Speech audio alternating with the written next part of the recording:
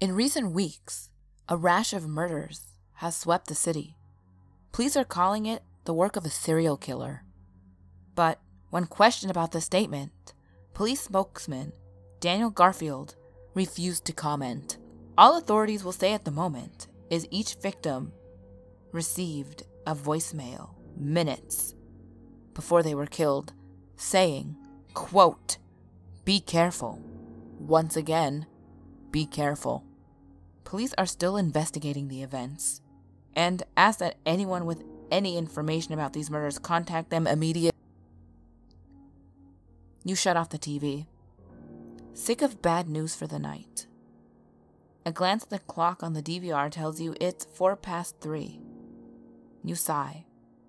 Your wife won't be home for another hour at least. She's been working the night shift all week. Tired of waiting, you crawl into bed and fall asleep, thinking of the recent murders. Don't you have a friend on the police force? You should really call him sometime. Tomorrow morning, you wake next to your wife. She must have come home sometime last night. Poor thing looks dead tired. You decided to just let her sleep. Getting up and around, you flick on the radio, in time to hear, "Urge struck again last night." The same message was found on the voicemail of the last victim. Police are continuing to investigate. Off again goes the radio, still raving about that serial killer. You grumble your way to the coffee machine when the phone starts to ring. You freeze. What if... No, it couldn't be. That kind of thing happens to other people.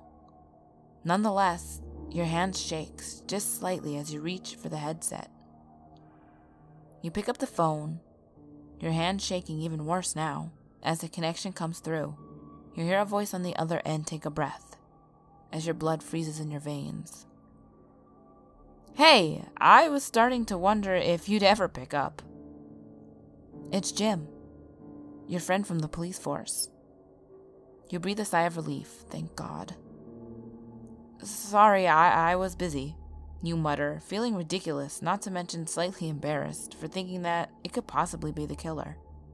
"Listen, the force gave me the day off, so I was wondering if you wanted to go out to breakfast. Just us guys, like the old times. I want to get my mind off of these murders, but look, my car's in the shop, so if you could pick me up in 10? Sure. You agree. You exchange goodbyes and hang up.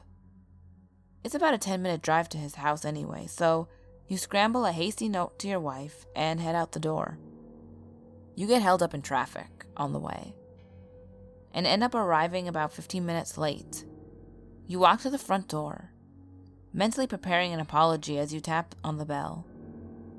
No one answers, so you ring again, wondering if you hit fully the first time.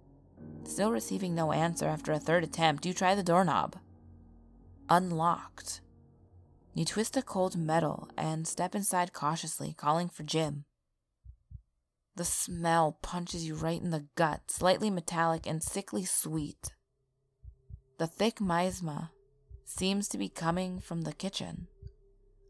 Following your nose, you step into the room. The walls are painted red with what must be blood, and the floors are swimming with the stuff.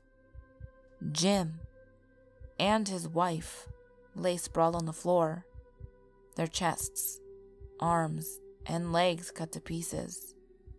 You throw up violently, staring around in horror when your eye catches something.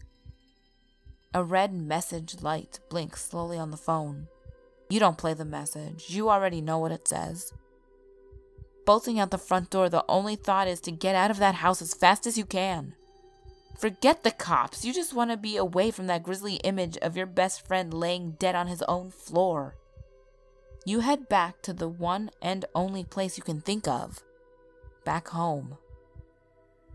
You slam the door shut behind you as you come in the door, tracking bloody footprints across the floor. You reach the kitchen and call for your wife, but your voice catches mid-yell. Your tracks aren't the only ones.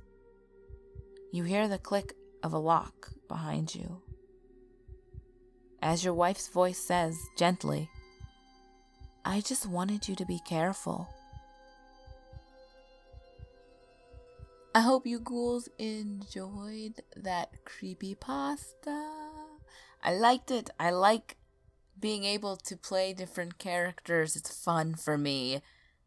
And I'm sorry it was pretty short, but as you ghouls know from the stream Saturday, which was amazingly fun, my week, the last couple weeks actually have been very, very hectic.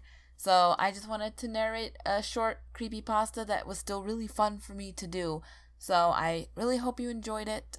The secret word of the day is going to be Kraken. Like, you know, the Kraken. Because I am in love with this rum. It's Kraken rum, and oh my god. So the secret word is Kraken.